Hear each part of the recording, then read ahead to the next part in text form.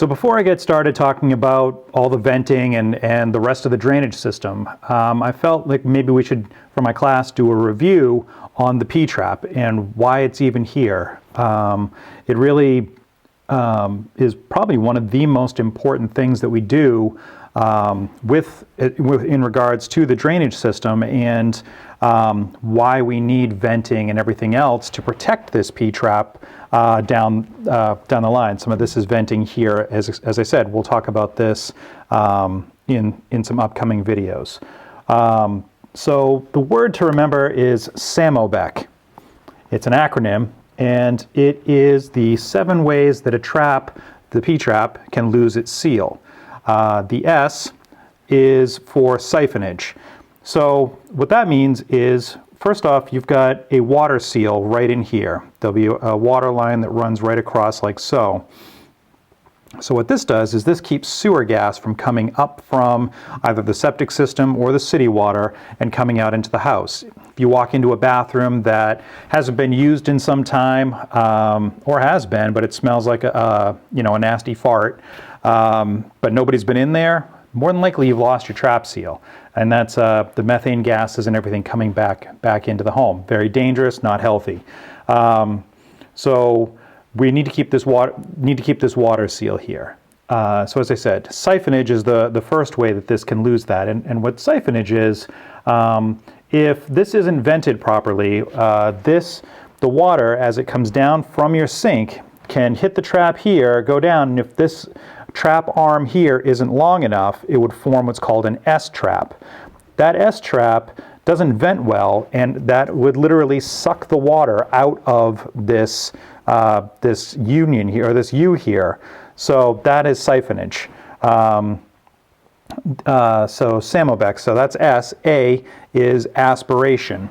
Aspiration would be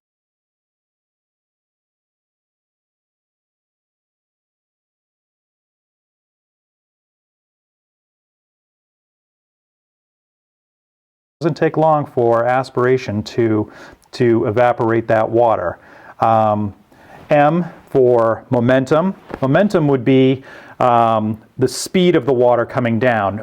Newton's first law: an object in motion tends to stay in motion unless stopped by an equal or greater force. So what that means is you can't have a tailpiece, the piece coming from the bottom of the drain into your trap, longer than 24 inches. If you do, that speed of the water is just coming down, and this is going to act more like a water slide for that than have time to actually sit in that trap. So it's just going to hit, keep going, and off it goes. That's momentum. So you want to make sure you stay within that 24 inches. So that's the SAM. O, oscillation. Oscillation can be caused by, say, wind coming in from the vent on the roof. That can push down and create a little bit of pressure in the system.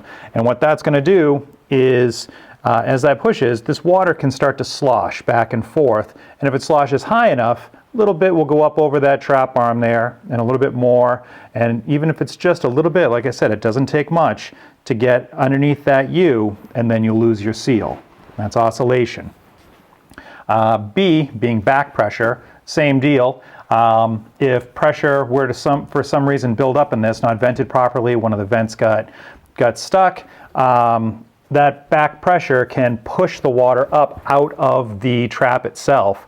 One way that can happen is, I'm on a first floor, if there was a bathroom above and it wasn't vented properly and somebody flushed a toilet or had a drain, the air in the pipe can actually act like a plunger and almost act like a solid and start pushing down with the water behind it. As it does that, it acts like a syringe just squirting that water out. That back pressure would come in here and then push that water out of the trap, and you would lose your seal.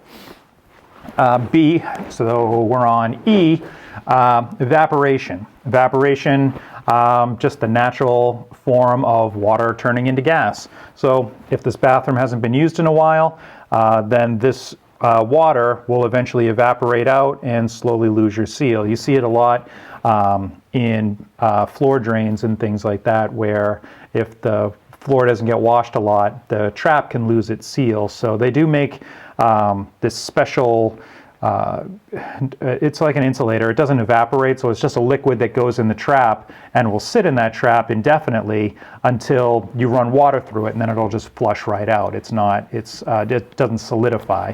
You can cap these as well if it's going to be never used again, but you know, if you are intending to use it, it's good to use the non-evaporating seal.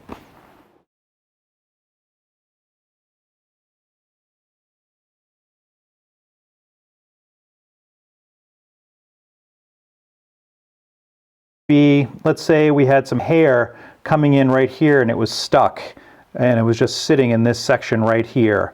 What that's doing is acting like a straw, and the water from the trap is wicking its way up into the hair, and then it eventually evaporates. Could be toilet paper, could be any number of things that's getting stuck in this. But you don't even have to lose the entire seal. All you need to do is lose just enough to get under that U, and the gases will start coming through. So it doesn't.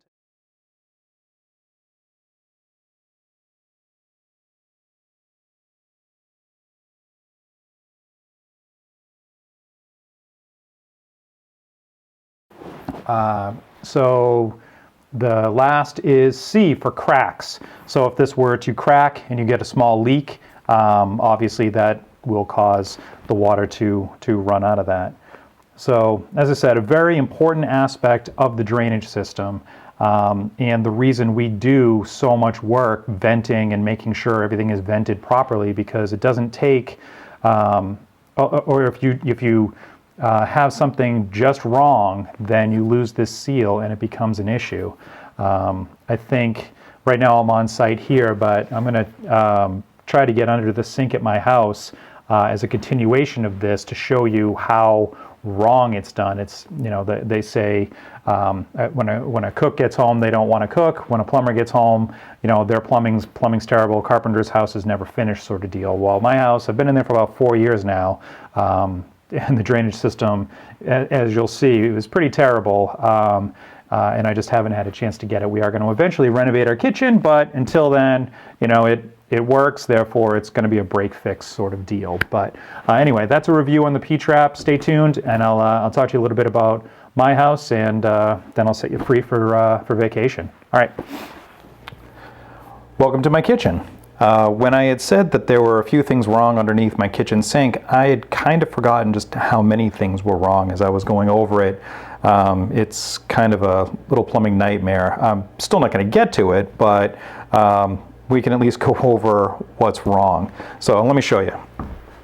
First off, it looks as though there may have been a double basin sink here at one point. You can see that there's an old tailpiece here for a drain, and then I have this drain over here. I mean, obviously, maybe not obviously to you, but this is flex hose of some sort. It's garbage. Home Depot, Lowe's, they'll sell this crap to you, but it's not even close to right. Neither is this. You want a nice solid piece in here. So they must have taken out the sink, and instead of capping this or doing anything, they took a piece of PVC and just plopped it on there with some plumber's putty stuffed inside of it. So yeah, that's lovely. It's a miracle this hasn't clogged up on me yet. And then this is an old drum trap. Up until a few years ago, these were okay, but now they're not allowed anymore. The reason for this is they're considered non-self-cleaning, like a P-trap, where it would just kind of slough itself out. This has the potential to fill up and clog. So unless it's, I think the code states, unless it's a direct replacement or special circumstances, these are not allowed anymore. So when I do redo all this, this will come out. Over here, I have another drain line. This is for my dishwasher, of all things. I'm not sure what the specifications were for a drum trap as far as how long your tailpiece was supposed to go, but this actually goes through my counter, down through my floor, and ends up in another drum trap in the basement. So it's got probably about a 3.5 foot drop before it even makes it into the trap. I don't think drum traps we're as susceptible, if at all susceptible, to siphoning, but it's still a heck of a long drop for that water to be going. So yeah, those are just some what not to do in a sink. Unfortunately, it's at my house, but I will address this at one point. Another thing, we're not really touching on dishwashers too much, but another thing is this dishwasher line, if you can see it here, comes in low from the bottom of the cabinet. That's not supposed to be there. It should be up a lot higher. What this does is, if any of the sink water backs up, you don't want it going through this low pipe and down into your dishwasher. I think it's okay here because this, the only way it could connect to this, this pipe here is by going through our drop here and then making it into that drum trap and then backing back up. That's a lot of backup before it would make it into our dishwasher. So I think for this application, as wrong as it is, it's okay. But again, when I redo all this, that'll be corrected. Another way to stop that is what's called an air gap, which was a piece that would go above the countertop, and if anything were to back out, it would come out the air gap and not go down into the dishwasher. But again, what not to do. So that's it for this week. To my students, enjoy your April break, and I will see you the following Tuesday after that. All right, everybody be safe. Bye.